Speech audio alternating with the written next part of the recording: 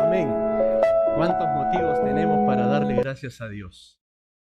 No cabe la menor duda que Dios es un Dios bueno, un Dios grande en misericordia. Y por eso que nos reunimos para honrarle, para adorarle y reconocer una vez más el lugar importante que Él tiene en nuestras vidas. Estamos de vuelta después de 2 domingos de ausencia y quiero agradecer a los hermanos que estuvieron reemplazándome. Me refiero al hermano Orlando Rodríguez, el hermano Jean Paul Valero. Gracias por su apoyo y el tiempo seguro que han compartido con la palabra del Señor. Hoy vamos a continuar con nuestra serie de Romanos. Nos quedamos en el capítulo 8, después del versículo 16, que si ustedes recordarán, estuvimos hablando acerca de cómo puedo yo estar seguro de ser un hijo de Dios. Ese fue nuestro tema último que tratamos en el capítulo 8, desde los versos 14 al 16 y 17. Esta mañana vamos a avanzar y para esto vamos a tener un momento de oración. Vamos a pedirle a nuestro Padre Celestial que nos bendiga. Es su palabra viva, su palabra eterna. Todo va a pasar, cielo y tierra pasarán, pero la palabra de Dios permanecerá para siempre. Y de ahí la importancia y el valor de estar atentos a lo que el Señor siempre tiene que decirnos en su palabra. Vamos a orar. Padre, gracias. Gracias por el honor y el privilegio de poder estar en tu presencia. Gracias, Señor, porque tú nos has dejado tu palabra. Permítenos tener oídos y atención a lo que tú nos quieres revelar, a lo que tú nos quieres enseñar. Nos ponemos en tus manos y pedimos una vez más la asistencia y la guía de tu Espíritu Santo. Te lo rogamos en el nombre de Cristo Jesús. Amén. Yo les decía que hace más de 2 semanas, 2 domingos, estuvimos tratando el tema de cómo puedo estar seguro que soy un hijo de Dios. Esa fue la pregunta que lanzamos. ¿Y cuál fue la respuesta? Pues para estar seguro, según el pasaje que vimos, de que soy un hijo de Dios, es que tengo la convicción de que el Espíritu Santo guía mi vida. Los hijos de Dios son guiados por el Espíritu de Dios y son guiados para diferentes aspectos, como por ejemplo para tener oído y atención a su palabra, para orar. Son guiados por el Espíritu Santo para discernir entre lo bueno y lo malo. Y son algunos de los aspectos que caracterizan a un hijo de Dios. La otra característica que mencionamos fue que un hijo de Dios tiene esa confianza, porque lo siente, porque lo vive, que puede dirigirse a Dios diciéndole Abba Padre, es decir, papito, papá, que es ese grado de confianza, de acercamiento. ¿Por qué le puedo decir papá, papito? Porque tengo esa experiencia, tengo esa relación, tengo ese sentimiento tan cercano que tengo la libertad de expresarme así ante Dios. Y lo tercero que dijimos, que un hijo de Dios, por el hecho de que tiene la presencia del Espíritu Santo en su corazón, tiene la convicción, tiene la certeza en su corazón, en su vida, de que es un hijo de Dios. Él puede afirmar, quizás no te lo puede demostrar, pero tiene la certeza, la firmeza, la convicción de que es un hijo de Dios. Hoy día vamos a avanzar y vamos a entrar a los versículos del capítulo 8, del 18 al 25. Y nuestro tema de hoy se titula El sufrimiento y la gloria, porque es una enseñanza que puede parecer contradictoria. ¿Cómo juntar 2 palabras tan opuestas, 2 realidades tan distintas? Pero que es interesante ver que en la palabra de Dios nos muestra que tiene mucha relación. Van a haber momentos de sufrimiento que nos van a llevar a los momentos de gloria. Van a haber momentos de dificultad, de conflicto y de batalla que después nos van a llevar al momento de la algarabía, de la victoria y del gozo. Y es interesante pues que el apóstol Pablo nos va a explicar esto en los versículos de Romanos capítulo 8 del 18 al 25. Vamos a abrir nuestras Biblias, o si gustan buscarlo en sus Biblias tecnológicas, ya sea en su iPad, en su teléfono. Pero vamos a leer este pasaje, Romanos capítulo 8, de los versículos 18 al 25. Dice así la palabra de Dios, Romanos 8, 18. Pues tengo por cierto que las aflicciones del tiempo presente no son comparables con la gloria venidera que en nosotros ha de manifestarse. Porque el anhelo ardiente de la creación es el aguardar la manifestación de los hijos de Dios. Porque la creación fue sujetada a vanidad, no por su propia voluntad, sino por causa del que la sujetó en esperanza.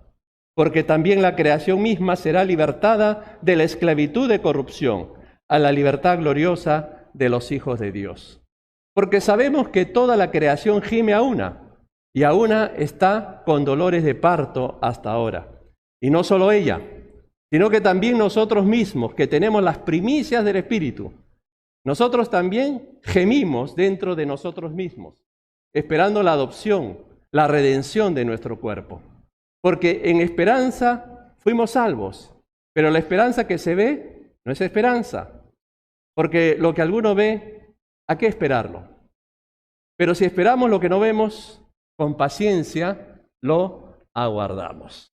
Es interesante cómo en estos versículos se juntan dos aspectos que pueden parecer como que fueran dos épocas, o como que fueran dos etapas, dos circunstancias totalmente contrarias la una de la otra. Pero aquí vamos a ver que hay mucha relación, los sufrimientos y la gloria. Cuando hablamos de sufrimientos, nos estamos refiriendo no solo al hecho que sufre un creyente ya por ser cristiano. Yo te aseguro que por haber puesto tu fe en Cristo, tú ya sufres. ¿Y en qué sentido sufres? Sufres porque tienes que primero luchar contra el pecado, tal vez sufres la burla de otros, la indiferencia de otros, pero ya de por sí hay un sufrimiento por causa del Evangelio. Pero además de eso, nosotros sufrimos por nuestra propia fragilidad humana, tanto física como moral. Somos frágiles, estamos expuestos al dolor, estamos expuestos a la tristeza y al sufrimiento. Pero al mismo tiempo, este pasaje nos dice que vamos camino a la gloria.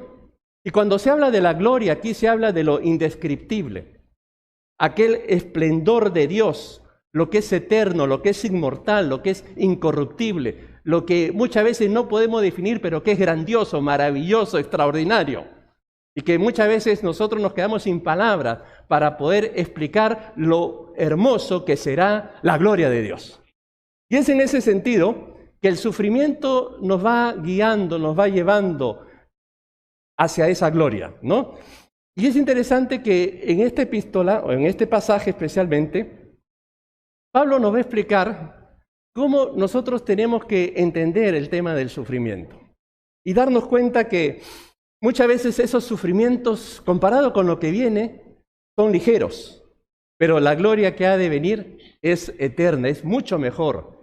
Y es interesante, por ejemplo, recordando palabras del apóstol Pablo en el libro de Corintios. Si ustedes leen esto, miren lo que dice ahí. Pues los sufrimientos ligeros y efímeros que ahora padecemos producen una gloria eterna que vale muchísimo más que todo sufrimiento. Mira cómo describe los sufrimientos del presente. Es muy posible que nosotros en la actualidad estemos pasando por una serie de penurias, de conflictos, de luchas, de dolor. Pero es interesante que Pablo lo describe, eso es ligero, eso es efímero. Para nosotros ahora parece impresionante, doloroso, pero es efímero. En otras palabras, es pasajero. Eso más bien va a producir, como dice más adelante, una gloria eterna que vale muchísimo más que todo sufrimiento. Ya en el mismo capítulo 8 de Romanos, Pablo decía algo parecido. Y si hijos, también herederos, herederos de Dios y coherederos con Cristo. Si es que padecemos. Noten la palabra padecimiento, sufrimiento. Si es que padecemos juntamente con Él, para que juntamente con Él seamos, ¿qué? Glorificados. Las dos palabritas, ¿cómo están ahí juntas en un mismo verso? La palabra sufrimiento, la palabra padecimiento, que nos va enrumbando a lo que es la gloria. Aquí se unen dos aspectos que quizás nosotros difícilmente juntaríamos. Nos costaría trabajo poder entender que pueden andar juntos. Creo que es aquí donde nosotros tenemos que partir de lo siguiente. Nuestros sufrimientos como creyentes, sean físicos, sean emocionales, sean lo que sean, Están directamente relacionados con lo que va a venir. Hoy estamos sufriendo, de cualquier forma, de cualquier manera, pero tienen relación porque esto va abriendo paso a lo que viene por delante. Lo importante es que debemos de ver estos sufrimientos de una manera distinta. ¿Y sabes cómo? Como un privilegio. Y ahí chocamos. ¿Cómo puede ser que el sufrimiento sea un privilegio? Y aquí es donde nosotros tenemos que aceptar esta verdad. El sufrimiento forma parte de la vida de un creyente. Tenemos que aceptarlo como una verdad. Ahí está en la palabra, ahí está escrito. Forma parte de nuestra experiencia. Por eso que debemos nosotros, de alguna manera, desligarnos de esos conceptos en donde nos dicen, un cristiano no sufre. Un cristiano no le puede ir mal. Un cristiano no se enferma. Si le pasa mal o si está sufriendo, es porque de repente no tiene fe. O probablemente porque ha pecado. Esas son herejías. Porque no es así. No es así. Una realidad es que parte de la experiencia del ser humano es el sufrimiento. Y nosotros como hijos de Dios, como cristianos, no estamos exceptuados. Y lo importante es entender y no confundir que a más sufrimiento, más gloria. No es así. Ya la gloria la tenemos. Y la tenemos por regalo. Es un regalo, es algo que hemos heredado, es por fe. Nosotros somos salvos por la fe, justificados pues por la fe. ¿Tenemos qué? Paz para con Dios por medio de nuestro Señor Jesucristo. La gloria es una herencia, pero también es una herencia el sufrimiento. Forma parte de nuestra experiencia. ¿Cómo entienden ustedes este versículo? Pues a ustedes se les dio no solo el privilegio de confiar en Cristo, sino también el privilegio ¿de qué? De sufrir por Él. ¿Dónde entran aquellos que dicen pare de sufrir? ¿No? ¿Cómo entendemos esto? O que siempre todo te va a ir bien, todo te va a marchar bien. Aquí el pasaje nos dice totalmente lo contrario.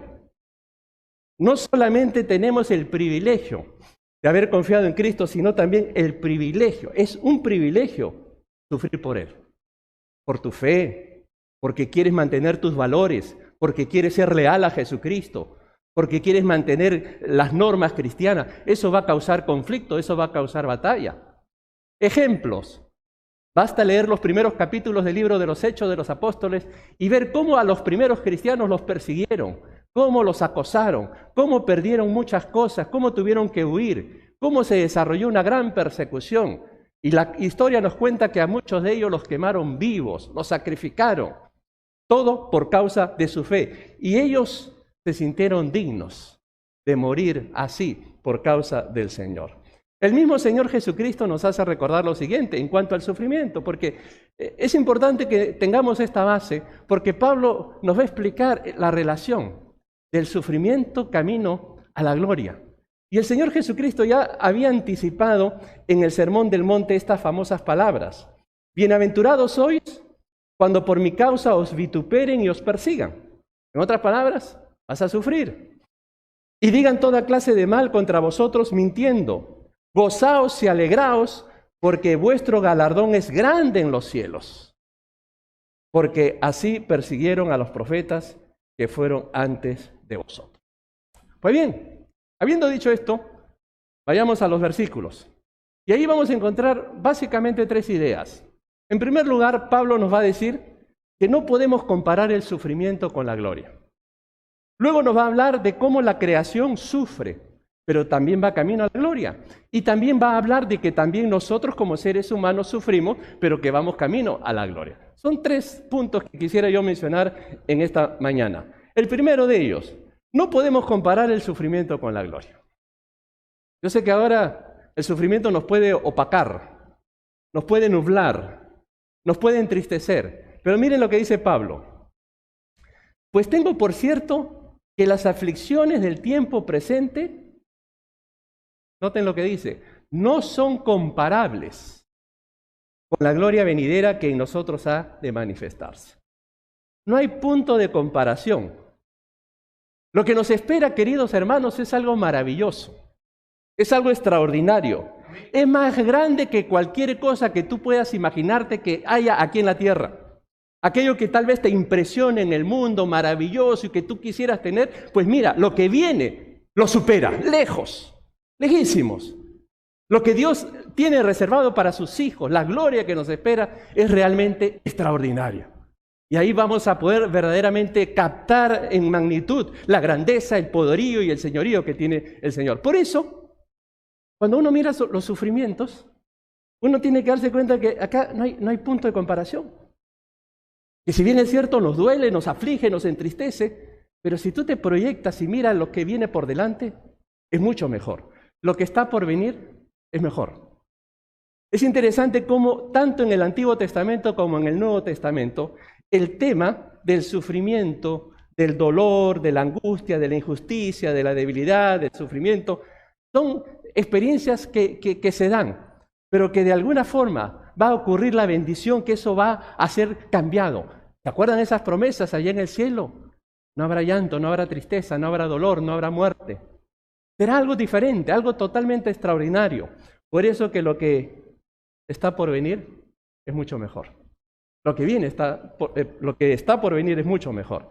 Y es ahí donde pues Pablo dice, no podemos comparar.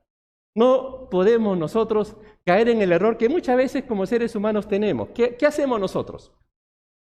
Tomamos nota. Hace 2 años yo sufrí esto. El año pasado me pasó esto. Este año estoy sufriendo de esta manera.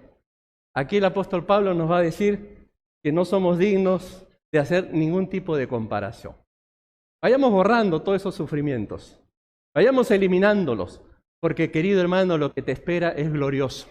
Es mucho más maravilloso. Ahora, es interesante tomar en cuenta un detalle. Dios está usando al apóstol Pablo por medio de su Espíritu Santo para darnos esta palabra. Pero la experiencia de Pablo creo que tiene mucho peso y mucha convicción, porque si hay alguien que ha sufrido por causa del Evangelio es el apóstol Pablo.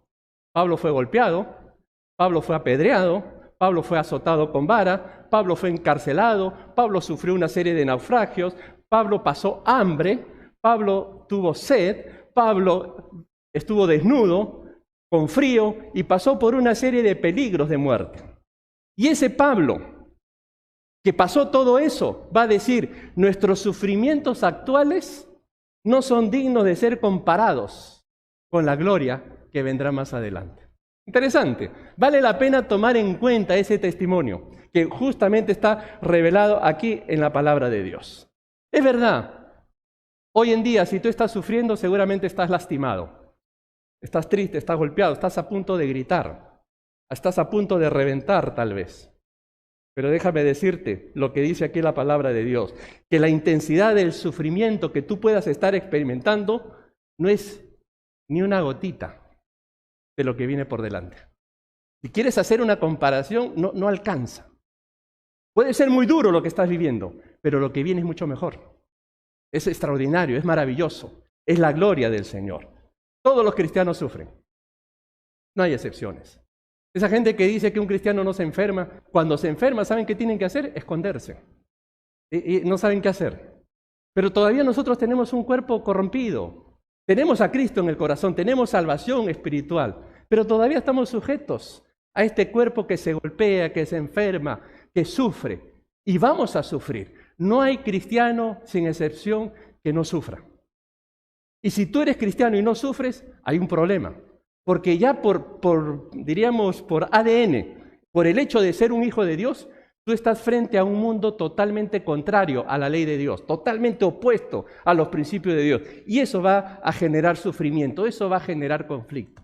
El tener que vivir agradando a Dios, el tener que cumplir con sus normas, todo eso es toda una batalla. Te vas a encontrar, como decía el apóstol Pablo, el mal que no quiero hacer, eso hago. Miserable hombre de mí, ¿quién me librará de este cuerpo de muerte? Ese era el clamor de alguien que sufría por agradar al Señor. Pues bien, luego de explicar este primer aspecto, Pablo nos pasa a señalar cómo la creación también sufre. Las plantas sufren, los animales sufren, la naturaleza sufre, todo sufre. Por eso dice allí, pues toda la creación espera con anhelo el día futuro en que Dios revelará quiénes son verdaderamente sus hijos. La creación, todo lo creado, todo lo físico, también está expectante del día en que nosotros vamos a ser manifestados realmente como ya hijos de Dios, es decir, viviendo de la gloria. La creación espera con anhelo, dice ahí, espera con anhelo. La palabra esperar con anhelo es la figura de alguien que se pone en puntillas para recibir algo, que así saca el cuello desesperadamente porque quiere recibir lo que le están ofreciendo. Por eso que una traducción de este versículo podría ser: toda la creación está de puntillas, esperando ansiosamente la revelación de los hijos de Dios. Están ahí expectantes.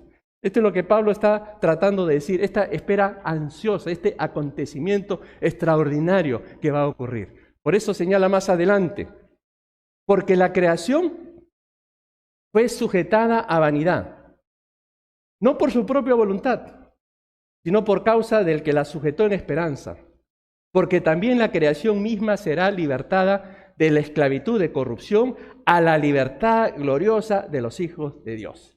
En otras palabras, aquí se reitera una vez más que la creación está sufriendo y su sufrimiento está relacionado al sufrimiento del hombre. Su sufrimiento está relacionado a la caída del hombre. Fue el pecado que ocasionó que las rosas tengan espinas. Fue el pecado que hizo que los animales se odiaran unos a otros y que dio origen a los depredadores, a los carnívoros. Con la caída del hombre vino el miedo, vino la hostilidad, vino el odio. Se extendió el mal en el mundo animal y toda la naturaleza da testimonio de este hecho. Es lo que Pablo justamente está diciendo, que la creación está sujeta a frustración, está esclava. Yo he escuchado, se lo escuché a mi madre y seguramente ustedes lo hacen también, que de cuando en cuando le hablan a las plantas. Dice, a las plantitas hay que hablarles y que así van a crecer mejor. Y parece cierto, ¿no? Le hablan, les cantan, y hay mucha gente que tiene esa práctica y ven el resultado. Y eso es verdad. ¿Te imaginas cuántas plantas hay frustradas que hubieran querido crecer y producir todo lo que hubieran producido si estuvieran en su hábitat natural? Pero nosotros muchas veces tenemos rositas frustradas que las hemos sacado de su hábitat para tenerlos en nuestras casas, pero no van a crecer lo que pudieron haber crecido. Pues todo eso es un reflejo de cómo la naturaleza está frustrada, también está atada. Y esa frase dice ahí que será libertada de la esclavitud de corrupción. Libertada de la esclavitud de corrupción. Esta es una descripción precisa de lo que los científicos llaman la ley de la termodinámica, que se desemboca también en la ley de la entropía. ¿Qué es esta ley? Esta ley sostiene que todos los procesos que ocurren en el universo se realizan de manera que siempre aumenta el desorden. En esta ley nos dice que todo está decayendo, todo sin excepción. Por eso que tú dejas un objeto, aunque no lo uses, solito se empieza a destruir, solito se deteriora, se malogra. ¿Cuántas veces nosotros decimos, si no arrancas el carro, ¿no? Se va a malograr, tienes que arrancarlo? Y esa es la ley esta que llaman la ley de la termodinámica, ¿no? Que todo con el tiempo va pereciendo, muere, incluso la vida humana, también todo lo que lo acompaña. Y todo esto se debe a la caída del hombre. Ahora, si bien es cierto esto ocurre, el apóstol Pablo también sostiene que va a ocurrir, después de todo este dolor, de todo este quebranto, va a ocurrir el florecimiento. Por eso que el profeta habla, el desierto florecerá como la rosa. Imagínate un desierto con rosas ahora. Los leones se acostarán con los corderos. Nadie dañará ni destruirá en todo el monte santo de Dios. Los ríos volverán a correr libres, claros y dulces. Pero eso cuando la naturaleza sea liberada. ¿Qué es lo que está esperando? Está esperando ese día glorioso. Y noten algo más, porque sabemos que toda la creación gime a una y a una está con dolores de parto hasta ahora. Este gemir Es el gemir del llanto, del dolor, del lamento. Y qué bonita esta expresión. Pablo dice que la creación está con dolores de parto. Aquí muchas de ustedes han sufrido dolores de parto. No es nada, ¿no? Son dolores. Los hombres lo más que hemos sentido es dolor de muela, ¿no? Y con eso nos desmayamos, nos morimos. Bueno, las mujeres saben lo que es un dolor de parto. Pues Pablo está diciendo que la creación está lamentando, está gritando con dolores de parto. Pero noten la enseñanza. ¿Ustedes saben qué ocurre después de los dolores de parto? Nace la vida, nace la criatura. Y eso es lo que está ocurriendo ahorita. Toda la creación está con dolores de parto, pero ya va a dar a luz. Ya va a florecer cuando sea liberada. Cuando todos seamos liberados, ¿no? Y es ahí donde justamente un poeta, alguien con un pensamiento así romántico, dice que los sonidos de la naturaleza están en tono menor. Escuche el suspiro del viento, cómo suena el viento. Y para él es tono menor. Escuche el rugido de la marea, escuche el rugido de la catarata. Incluso la mayoría de los sonidos de los pájaros están en tono menor. Toda la naturaleza está cantando, pero está cantando en tono menor. Es un canto de esclavitud, porque todavía no ha sido liberada. La naturaleza ha sufrido, ¿no? Sin embargo, está la esperanza. ¿La esperanza cuál es? Que después de ese sufrimiento, después de esos dolores, vendrán los días de gloria. Y eso es lo que nosotros tenemos que tener en mente, que lo que viene va a ser mejor, que lo que viene va a ser extraordinario, que lo que viene va a ser maravilloso, porque tiene que ver con la gloria de Dios. Pues bien, así como la creación sufre, Pablo pasa a explicarnos que también nosotros sufrimos. De la misma forma, el ser humano también tiene sus momentos de sufrimiento para luego pasar a sus momentos de gloria. Dice allí, a partir del versículo 23, y no solo ella, es decir, no solo la naturaleza sufre, sino que también nosotros mismos, que tenemos las primicias del Espíritu, nosotros también gemimos dentro de nosotros mismos, esperando la adopción, la redención de nuestro cuerpo, porque en esperanza fuimos salvos, pero la esperanza que se ve no es esperanza, porque lo que alguno ve, hay que esperarlo, pero si esperamos lo que no vemos, con paciencia lo aguardamos. Qué bonitas palabras. Hay que tener esperanza. Que si estamos pasando por un momento de sufrimiento, esperemos que las cosas van a cambiar y van a ser mejor. Pero sobre todo, lo que Dios ha prometido en sus días de gloria. Si uno espera algo que ya tiene, ya no tiene nada que esperar porque ya lo tiene. Uno tiene que esperar lo que no tiene. Uno tiene que esperar lo que no ve. Y nosotros estamos esperando la gloria de Dios que se va a cumplir, que se va a realizar, que va a ser mucho mejor que nuestro dolor y que nuestro sufrimiento. No es ni una gotita, no es nada comparado con lo increíble y maravilloso que vamos a recibir. Pablo nos dice aquí que nosotros, si bien es cierto, hemos sido redimidos en el Espíritu, pero en el cuerpo todavía no. Todavía no. Nuestro cuerpo es tan igual como cualquier pecador. Se enferma, se daña, sufre, igualito. La única diferencia que tenemos la firme convicción que el Espíritu Santo está en nuestro corazón, que somos nuevas criaturas por haber puesto nuestra confianza en Él y tenemos esa esperanza de redención. Pero actualmente estamos gimiendo, estamos con dolores. Seguramente tú estás pasando tu propio dolor, tu propio quebranto, tu propia tristeza. Gemimos por los estragos que nos ocasiona el pecado. Gemimos porque vemos que hay ciertas posibilidades que se están frustrando. Gemimos porque no se cumplen nuestros sueños. Gemimos porque vemos a tales personas que nosotros quisiéramos que se desarrollen en otro campo y no lo están haciendo. Es decir, hay muchos motivos por los cuales gemimos en nuestro espíritu. Estamos decepcionados, estamos de duelo, estamos de dolor. Tal vez estamos gimiendo por alguna enfermedad. Pero, ¿cuál es la promesa? ¿Cuál es la esperanza? Que después de eso vendrá la gloria. El gemido a veces es bueno graficarlo, ¿no? A veces ya a cierta edad uno está con, ¿no? Que ya no puede, ¿no? ¿No? Y a veces nos quejamos de todo, ¿no? Es un gemido, un constante, ¿no? Todo es un continuo, ¿no? Gemir y gemir. Y a veces gemimos por todo, ¿no?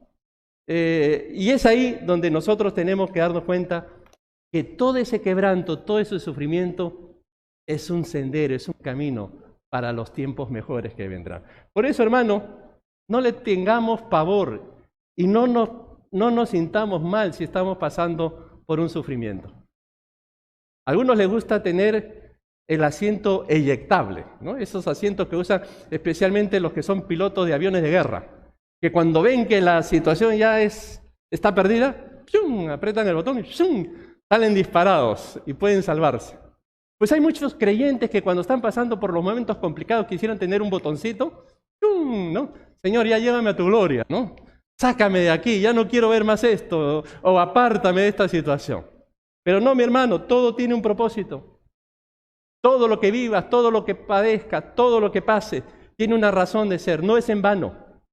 Todo tiene una línea, todo tiene un propósito. Y recuerda lo que dice aquí mismo, somos salvos en la esperanza.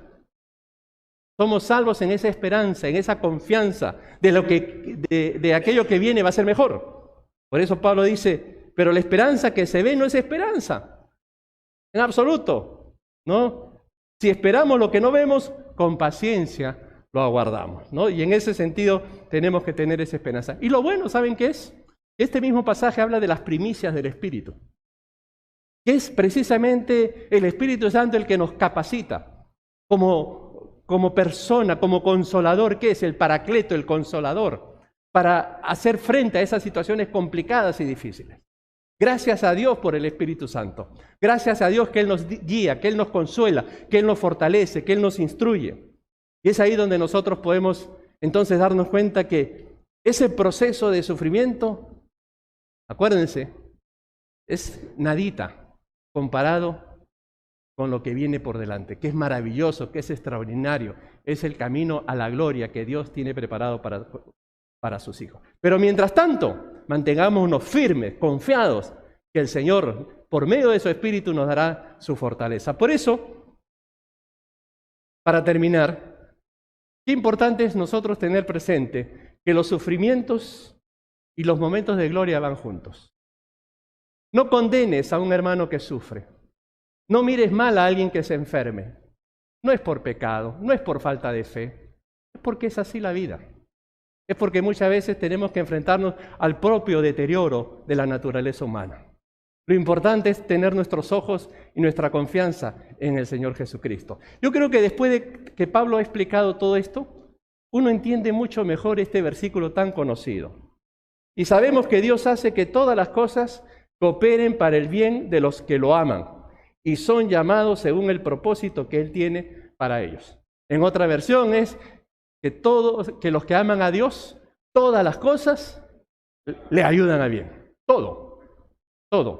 Cualquier circunstancia tiene un propósito, tiene una finalidad. Lo importante es saber manejar los tiempos y descansar y confiar en el Señor.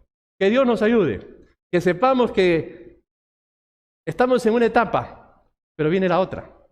La etapa maravillosa, la etapa gloriosa, cuando seamos liberados y cuando disfrutemos de la gloria de nuestro Señor Jesucristo. Mientras tanto, el poder del Espíritu nos sostiene y nos fortalece para hacer frente a la batalla. Amén. Vamos a orar, vamos a inclinar nuestros rostros y vamos a pedir a nuestro Dios que efectivamente nos ayude. Si tú estás pasando por un momento complicado y difícil, ¿cómo lo pasamos cualquiera? Acuérdate, tienes al Consolador, tienes al Espíritu Santo, tienes la presencia del Señor en tu vida. Él te va a levantar, Él te va a fortalecer. Y no lleves una contabilidad de todo lo que estás padeciendo.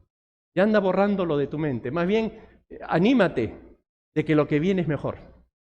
Que lo que está por venir va a ser mucho mejor para los hijos del Señor. Por eso que si tú no has tenido un encuentro con Dios, qué importante es que en esta hora tú puedas tomar una decisión. Si tú me estás viendo allí, puedas tú decirle, Señor, ven a mi corazón. Yo quiero ser un hijo tuyo, quiero poner mi confianza en ti.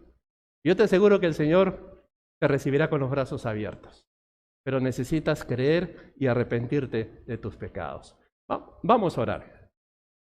Padre, te damos gracias por la enseñanza de tu palabra, por entender que parte del caminar de nuestra vida es sufrimiento, pero que esto no se compara con la gloria que vendrá. Bendito seas, porque tú tienes grandes promesas y que podemos, Señor, efectivamente regocijarnos y alabarte por todo lo que tú tienes para nosotros. Ayúdanos, fortalece al debilitado, dale ánimo, dale fuerza, confianza en ti, a que podamos mantener la mirada puesta en ti, que eres el poderoso Señor para levantarnos en cualquier circunstancia por la que podamos atravesar. Te alabamos y te honramos en los méritos de Cristo Jesús. Amén. Amén. Que Dios los bendiga. Parte de nuestra adoración y de nuestro servicio al Señor es reconocerle a Él también con nuestros diezmos y ofrendas. Por eso que a continuación vamos a tener una oración. Nuestros hermanos que están aquí tienen la oportunidad de poder hacer entrega de su ofrenda, de su diezmo al Señor. Usted que nos está acompañando por el medio de internet, ahí en su pantalla puede ver las diferentes maneras y formas de cómo poder darle al Señor. Vamos a orar.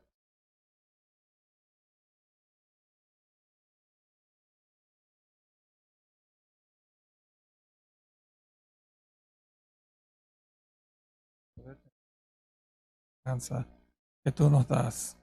Que sí podemos enfocarnos en los trabajos y lo que tenemos que hacer aquí en la tierra mientras tanto, pero a la misma vez que podemos tener ánimo y saber que pronto viene lo mejor. Oh Padre, gracias, eres bueno en gran manera. Pedimos que bendice al dador alegre y que podamos hacer esto en un acto de amor y adoración. En el nombre del Señor Jesucristo. Amén.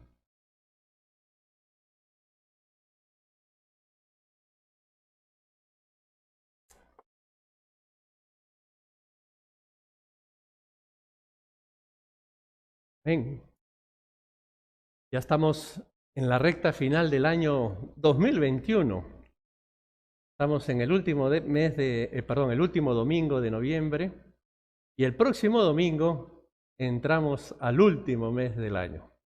Se fue 2021. Y gracias a Dios, con sus cosas tal vez difíciles, pero también con sus grandes bendiciones. Y el hecho de que podamos estar ahora juntos aquí reunidos es toda una bendición. Que Dios nos bendiga y que podamos seguir con ese mismo ánimo de saber que Cristo está en nuestros corazones siempre para bendecirnos y para guiarnos. La vida en el Señor es maravillosa. ¿Es así o no? Amén. Qué bueno. Bueno, mis hermanos, esta semana que Dios nos guarde, que Dios nos bendiga y que podamos mantenernos expectantes. El próximo domingo tendremos Santa Cena y Dios mediante, pues, iniciando todo este programa navideño que tenemos por delante. Que Dios les bendiga, que Dios les guarde a cada uno de ustedes. Un abrazo desde aquí, un saludo a todos nuestros hermanos que nos están viendo. Que Dios los bendiga. Estamos despedidos.